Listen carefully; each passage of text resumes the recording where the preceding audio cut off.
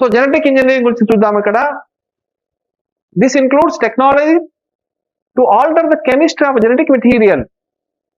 The genetic material is it may be DNA, it may be RNA. To introduce this material into the host organisms and thus change the phenotype of the host organisms. That is known as a rDNA technology. ముఖ్యంగా genetic engineering లోపల మనం ఏం చేస్తున్నామంటే ఇందులో DNA, RNA యొక్క రసాయనిక నిర్మాణాన్ని మారుస్తున్నాము. మార్చినటువంటి ఆ డిఎన్ఏను ఏం చేస్తున్నామంటే ఇంకొక ఆర్కిఐలోకి ప్రవేశపెడుతున్నాము. ప్రవేశపెట్టి దాని యొక్క దృశ్య యొక్క రూపాన్ని మారుస్తున్నాము. అందులో జరిగేటటువంటి రసాయనిక మార్పులను కల్పిస్తున్నాము. రసాయనిక మార్పులు కనిపించినప్పుడు ఆ యొక్క కణములో కూడా ఉత్పత్తి అయ్యే ప్రొడక్ట్స్ వేరుగా ఉంటాయి, మనకు కావాల్సినటువంటి ప్రొడక్ట్స్ ఉంటాయి. దీని ఏమంటామంటే ఆర్ అంటే రికాంబినెంట్, డిఎన్ఏ టెక్నాలజీ అంటే పునఃసంయోజక డిఎన్ఏ సాంకేతిక విధానం. రికాంబినెంట్ డిఎన్ఏ సాంకేతిక విధానం, పునఃసంయోజక డిఎన్ఏ సాంకేతిక విధానము జెనెటిక్ ఇంజనీరింగ్ లో వస్తుంది. కావలసినటువంటి జన్యువులను తయారు చేస్తున్నాము, తర్వాత జన్యువులను ప్రవేశపెట్టి కొత్త లక్షణాలను పెంపొందిస్తున్నాము అని చెప్పవచ్చు. నెక్స్ట్ టిష్యూ కల్చర్ గురించి మాట్లాడదాం. ఇందాక చెప్పాను కదా, టిష్యూ కల్చర్ కణజాల వర్ధనం అంటారు దీన్ని. మామూలుగా టెస్ట్ ట్యూబ్ లోపల కణాన్ని పెంచేటటువంటి పద్ధతులు ఉన్నాయి. తర్వాత ఫ్లాస్క్ లోపల చిన్న చిన్న వెజల్ లోపల మొక్కలను మనం పెంచవచ్చు. మొక్కలకు ఒక ప్రత్యేకమైన లక్షణం ఉంది. ఆ లక్షణం ఏమిటంటే సెల్యులార్ టోటిపోటెన్సీ. సెల్యులార్ టోటిపోటెన్సీ అంటే అర్థం ఏమిటంటే మొక్కలోని ఏ ఒక్క భాగాన్నైనా, ఏ కణాన్ని కానీ ఏ ఒక్క భాగాన్ని కానీ మనం ఒకవేళ కణజాల వర్ధనంలో ఉపయోగిస్తే దాని నుంచి పూర్తి మొక్కను ఏర్పరచగలిగే సామర్థ్యం వస్తుంది. వాటికి మొక్కలు ఏ కణమైనా తీసుకోండి, వేరు నుంచి లాస్ట్ కొన వరకు కూడా మొక్కలో ఏదైనా ఒక కణాన్ని కానీ కణజాలాన్ని కానీ తీసుకొని ఒకవేళ కణజాల వర్ధనంలో గాన ప్రవేశపెట్టినట్లయితే ఆ కణాల నుంచి మొక్కలు ఏర్పడతాయి. అలాంటి మొక్కలే ఏర్పడతాయి. ఎందుకంటే ఆ కణాలే డెవలప్ అవుతాయి కాబట్టి అలాంటి మొక్కలే ఏర్పడతాయి. దాని యొక్క జెనెటిక్ కన్స్టిట్యుయెన్సీ ఒకటే మాదిరి ఉంటుంది కాబట్టి ఒక రకంగా ఏ సెక్షువల్ రిప్రొడక్షన్ లాగానే మొక్కలు సేమ్ యాజ్ ఇట్ ఈస్ గా ఏర్పడతాయి. Involve that growth of only the desired microbe. మనకు కావలసినటువంటి మొక్కలను తక్కువ స్థలంలో ఎక్కువ సంఖ్యలో తక్కువ సమయంలో ఉత్పత్తి చేసే పద్ధతి టిష్యూ కల్చర్. ముఖ్యంగా టిష్యూ కల్చర్కి తర్వాత ఆర్డిఎన్ఏ టెక్నాలజీకి ఏమి సంబంధం అని మీరు అడగవచ్చు. ఆర్డిఎన్ఏ టెక్నాలజీ ద్వారా ఏర్పడినటువంటి జీవులను మనం ఏమని పిలుస్తామంటే ముఖ్యంగా జన్యు పరివర్తక జీవులు అంటారు. Transgenic plants, transgenic animals, transgenic organisms, transgenic micro organisms. Recombinant DNA technology ద్వారా ఉత్పత్తి చేసేటటువంటి జీవులను ఏమని పిలుస్తాము? ట్రాన్స్జెనిక్ ఆర్గానిజమ్స్ అంటారు. Transgenic organisms are very sensitive. Like plants, transgenic plants are very sensitive. So we have to develop through the tissue culture.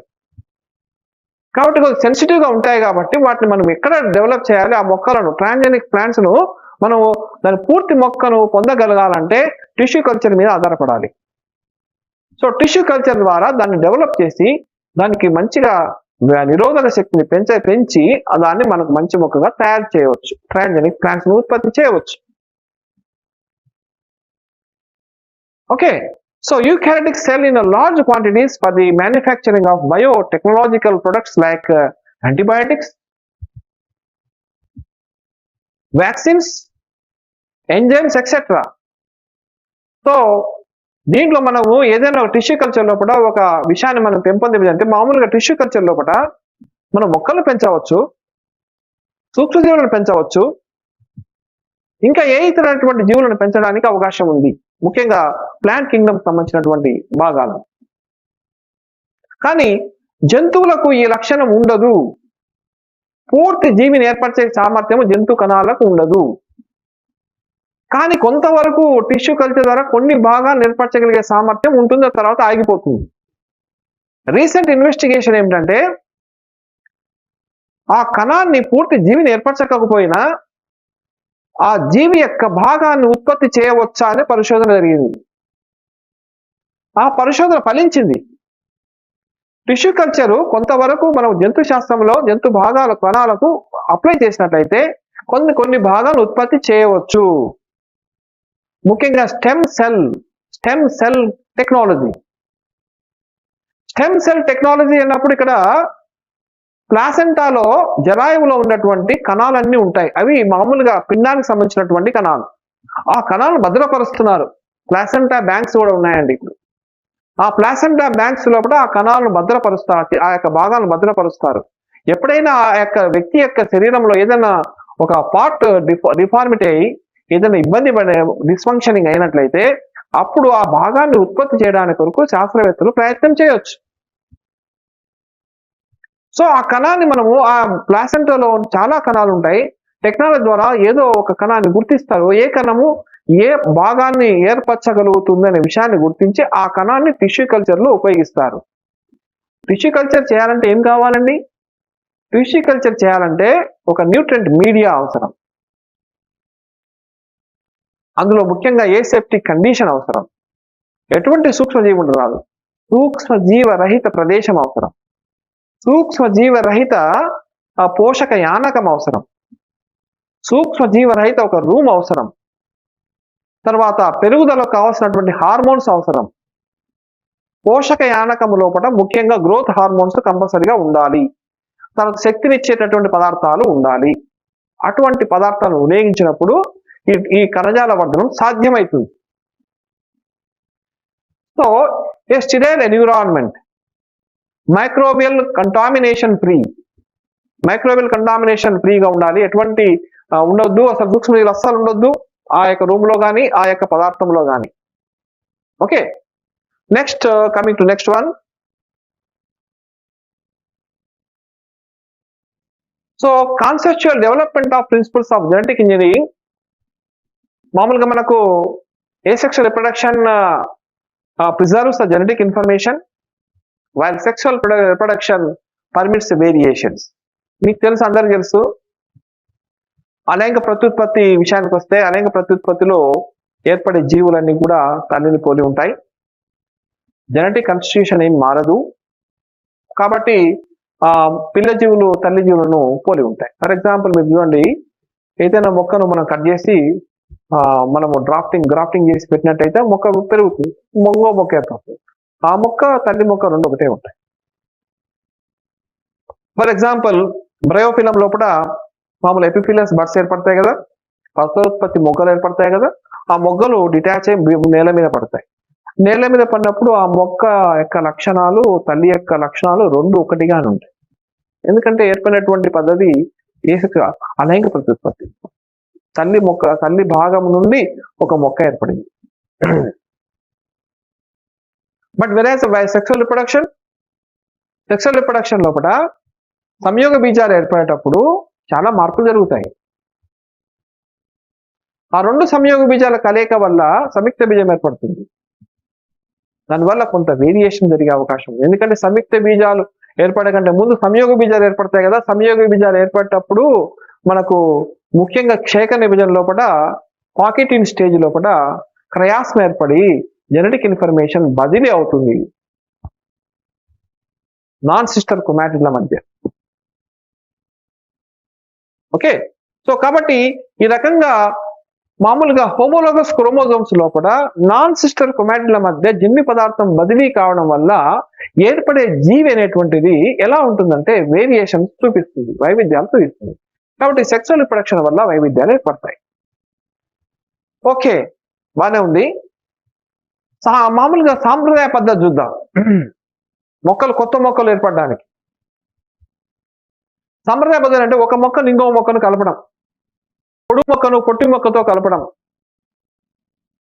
అంత సామర్థ్యం లేని మొక్కను సామర్థ్యం కలిగిన మొక్కతో కలపడం. ఒక మొక్కలో వ్యాధి లక్షణము ఏమీ ఉండదు, ఒక వ్యాధి లక్షణం ఉండదు, పొడువుగా ఉంటుంది. కానీ ఇందులో వ్యాధి లక్షణము లేకుండా ఉండాలి, పొడువుగా ఉండాలి అన్నప్పుడు రెండింటిని కలపడం. సెకారం అఫిస్టానం, సెకారం బార్బేరీ, ఈ రెండింటిని కలిపితే కొత్త మొక్క వచ్చింది, కొత్త చెరుకు మొక్క వచ్చింది.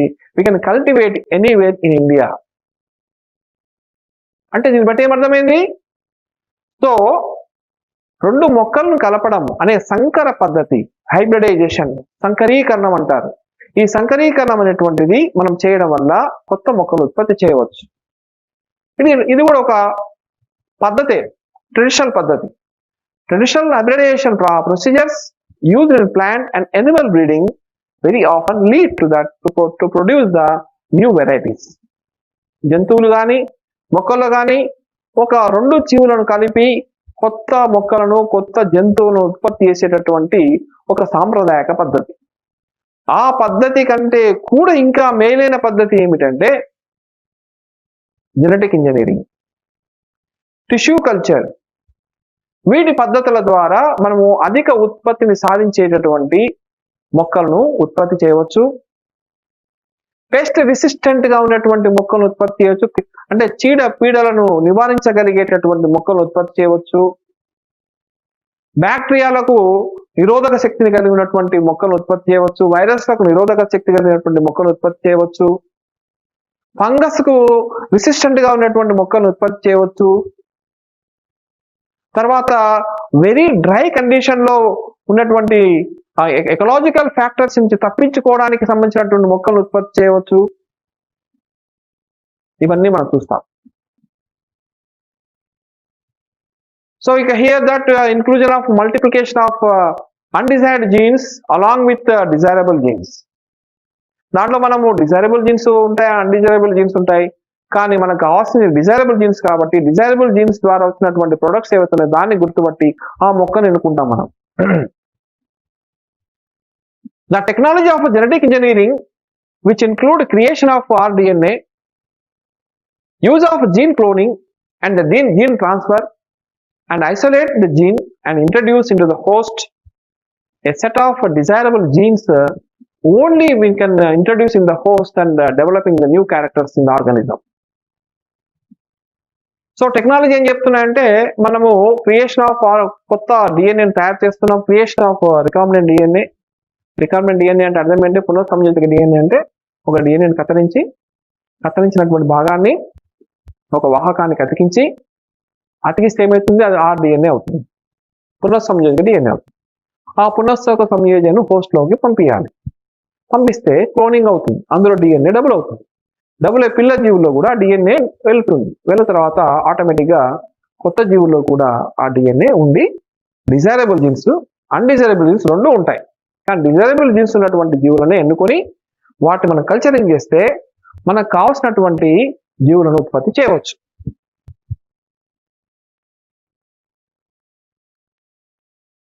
ఓకే, తర్వాత a piece of DNA which is somehow transferred into the alien organism would not able to multiply itself in the progeny cells of the organism, but when it gets integrated into a genome of a recipient, it may multiply and be inherited along with the host DNA.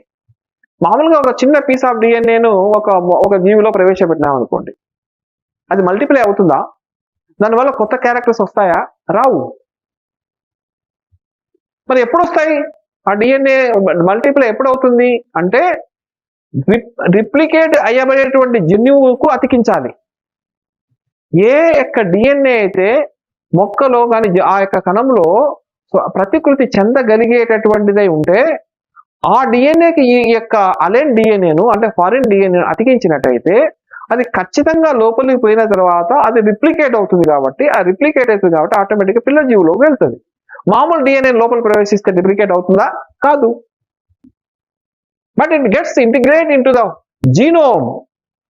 ఆ యొక్క జీవి యొక్క జీనోము లోపల integrate అయినట్లయితే ఆ డిఎన్ఏతో పాటు ఇది కూడా replicate అవుతుంది. రిప్లికేట్ అయ్యి ఆ తర్వాత కొత్త జీవులో కూడా ఆ డిఎన్ఏ ఉంటుంది. తర్వాత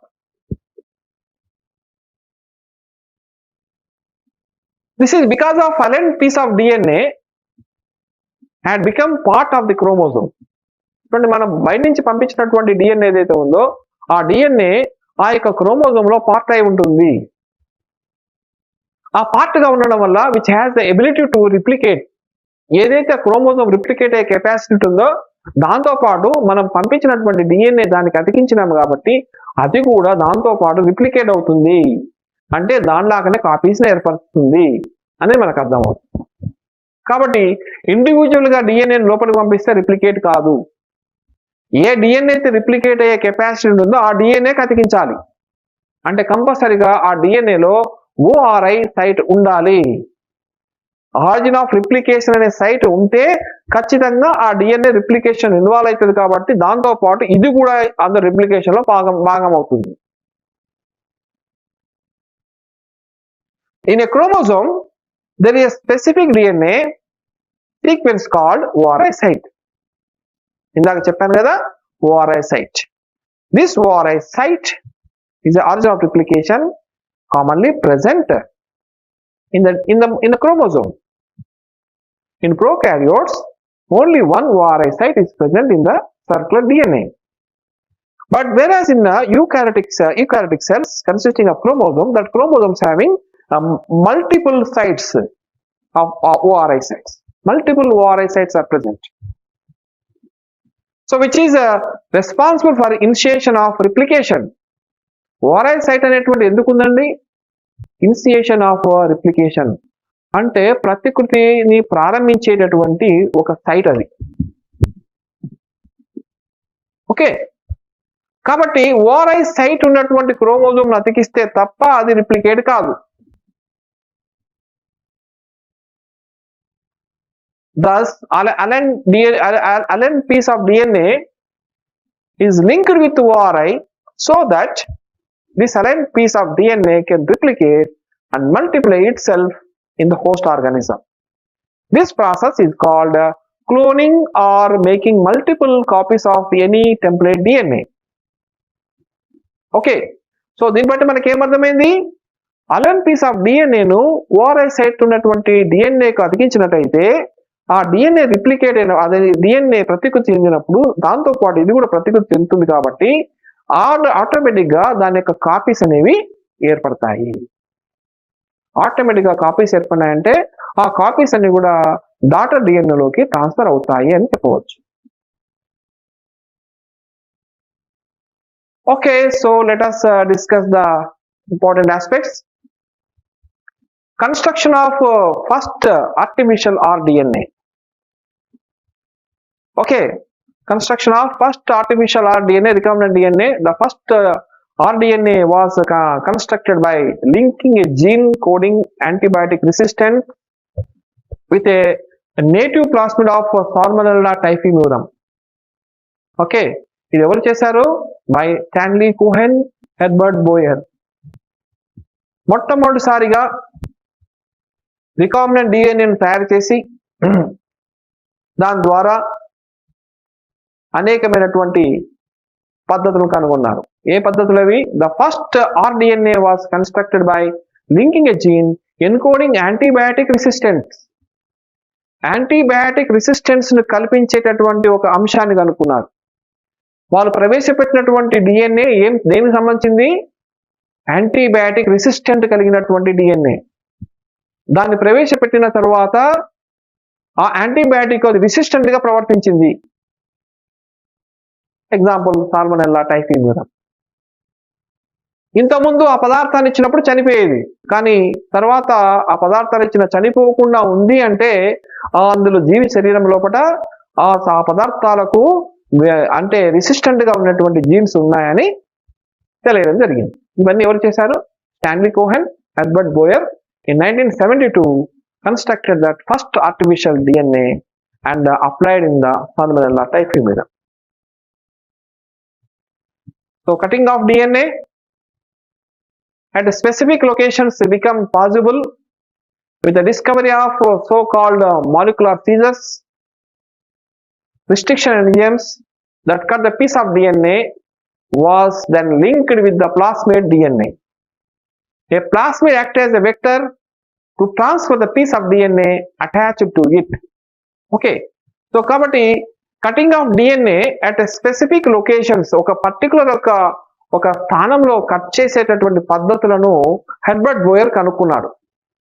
ఆ ఎంజైమ్స్ లోపల ఒక ఎంజైమ్ ఏం చేస్తుందంటే పర్టికులర్ ఫ్యాషన్ లోపల అది ఒక పద్ధతిలో కట్ చేస్తుంది. వాటిని ఏమంటామంటే రిస్ట్రిక్షన్ ఎండోన్యూక్లియేజెస్ అని చెప్పారు. ఎక్సోన్యూక్లియస్ ఏమో బయట వైపు కత్తిరిస్తాయి, ఎండోన్యూక్లియస్ ఏమో మధ్యలో కట్ చేస్తాయి. So the cutting of DNA at specific locations become possible with the discovery of the so-called molecular seizures. అందుకే రిస్ట్రిక్షన్ ఎండోన్యూక్లియేజ్ ఏమని పిలుస్తామంటే అణు కత్తెరలు అని పిలుస్తారు. అణువును కత్తిరించేటటువంటివి restriction ఎండోన్యూక్లియేజ్. Restriction endonucleases that cut the piece of DNA was then linked with the plasmid DNA.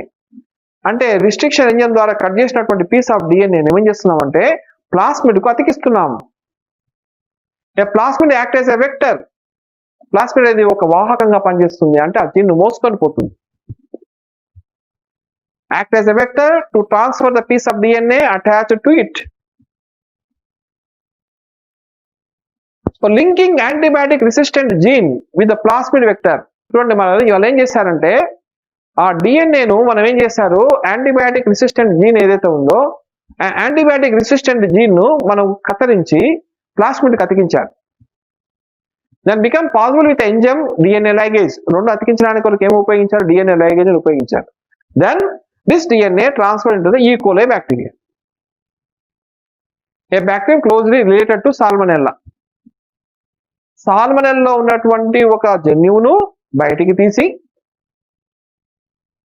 Vector కు అతికించి ఆ vector ను ఈ కోలైలోకి ప్రవేశపెట్టారు.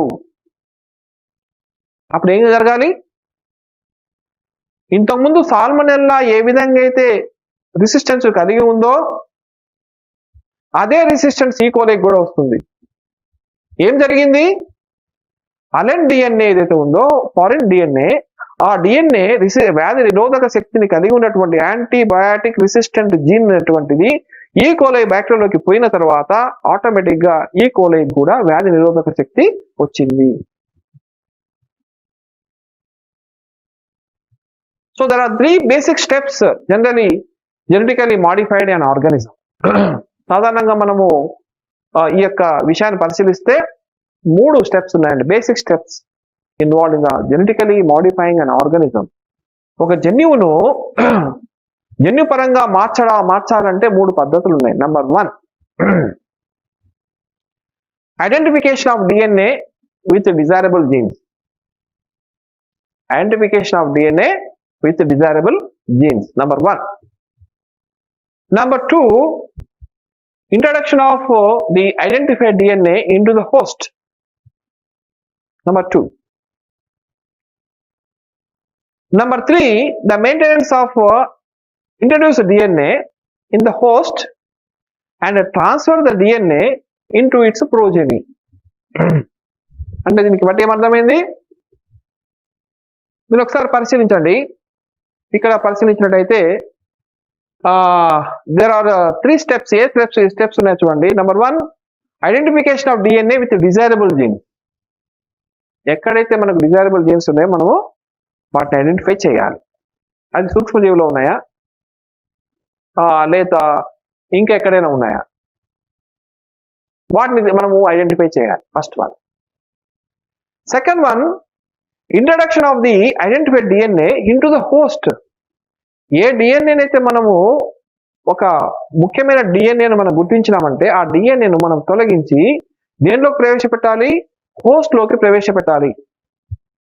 హోస్ట్ లోకి ప్రవేశపెట్టాలని ఎట్లా పెడతాము, we have to use vector. వాహకాన్ని ఉపయోగిస్తాం, ప్లాస్మిడ్ ఉపయోగిస్తాం. ఓకే, PBR 322 అనేటువంటి ఆర్టిఫిషియల్ వెక్టర్ ఒకటి ఉంది, దాన్ని చాలా రకాలుగా ఉపయోగిస్తూ ఉంటారు. అదేవిధంగా ఒక ప్లాస్మిడ్ ను ఈ యొక్క అలైన్ డిఎన్ఏ డిజైరబుల్ డిఎన్ఏను అతికించి హోస్ట్ లోకి ప్రవేశపెడతారు.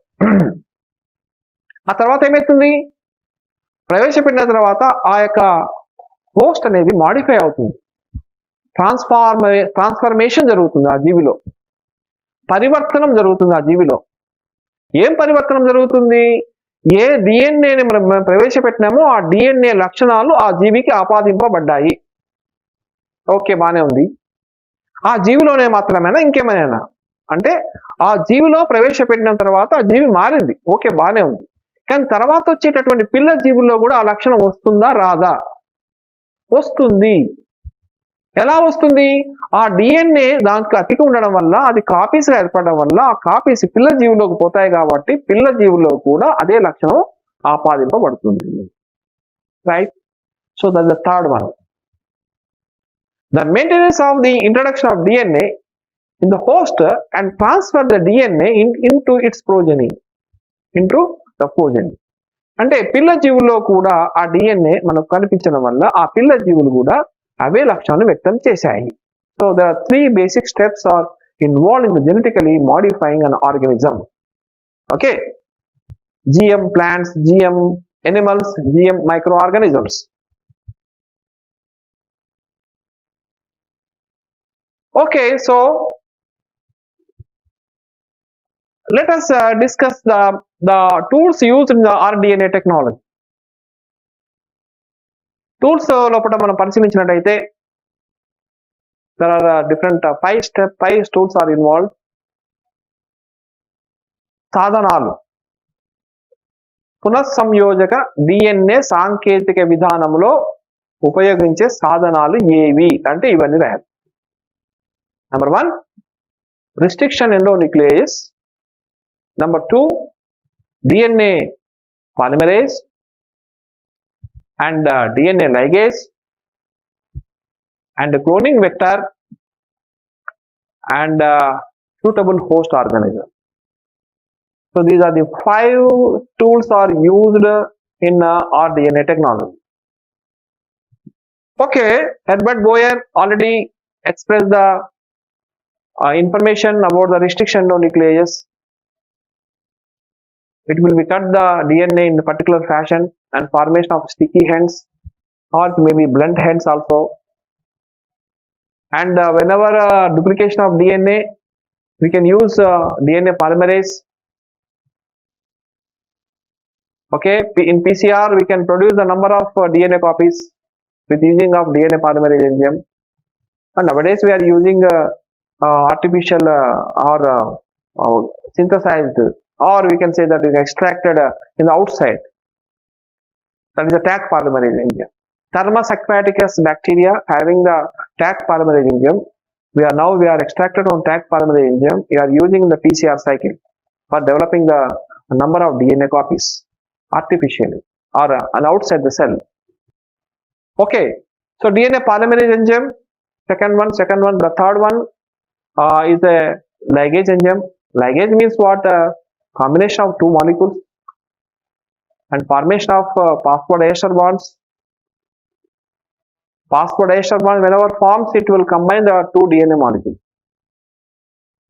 When you are removing the phosphodiester bonds, we can cut the DNA molecule. We can see here restriction endonuclease are mainly involving the cutting of and splitting of bonds, phosphoester bond. Phosphoester bond. When you deplete the phosphoester bonds, the DNA molecule converting into 2 molecules. Okay, this one DNA ligase. The DNA ligase, when you are involved for that, and combination of 2 molecules, one DNA molecule and another DNA molecule combined together with formation of phosphoester bonds. Phosphoester bonds are formed, 2 DNA molecules are attached. Okay, that's the third one. And a cloning vector. So the cloning vector we already discussed, that is a plasmid. That plasmid ability to replicate in the host. అంటే వాహకము cloning గా ఉన్న అంటే మనకు cloning vector ఎందుకంటున్నా, cloning వాహకం ఎందుకంటున్నామంటే ఆ cloning వాహకము ఒకవేళ host లో ప్రవేశపెడితే అది ఒకటిగా ఉండదు, అది నంబర్ ఆఫ్ కాపీస్ గా ఏర్పడుతుంది. ఒకటి పంపిస్తే 20 అవుతాయి, 40, 50, 60, 100 వరకు కూడా ఏర్పడవచ్చు. అంటే ఆ క్లోనింగ్ జరుగుతుంది, అనేక కాపీస్ ఏర్పడతాయి. కాపీస్ ఏర్పడే సామర్థ్యం కలిగి ఉండాలి ఆ క్లోనింగ్ వెక్టార్కి. ఆ తర్వాత ఏమైంది, ఆ క్లోనింగ్ వెక్టార్ తర్వాత పిల్ల జీవుల్లో కూడా ట్రాన్స్ఫర్ కావాలి, ట్రాన్స్ఫర్ అయ్యే కెపాసిటీ ఉండాలి, అదొకటి. తర్వాత ఇంకోటి సూటబుల్ హోస్ట్. అంటే మనం క్లోనింగ్ వెక్టార్ను ఒకవేళ హోస్ట్ లో ప్రవేశపెడితే అది రిసీవ్ చేసుకోగలగాలి, అది దాదాపు కనెక్టివిటీ ఏర్పరచుకోవాలి. అందులో ఆ క్లోనింగ్ వెక్టార్ డబుల్, ట్రిపుల్ చాలా కాపీస్ ఉత్పత్తి చేయాలి. ఉత్పత్తి చేసే కెపాసిటీ ఉంటే అది suitable host. otherwise is not suitable host that cannot use in the recombinant DNA technology.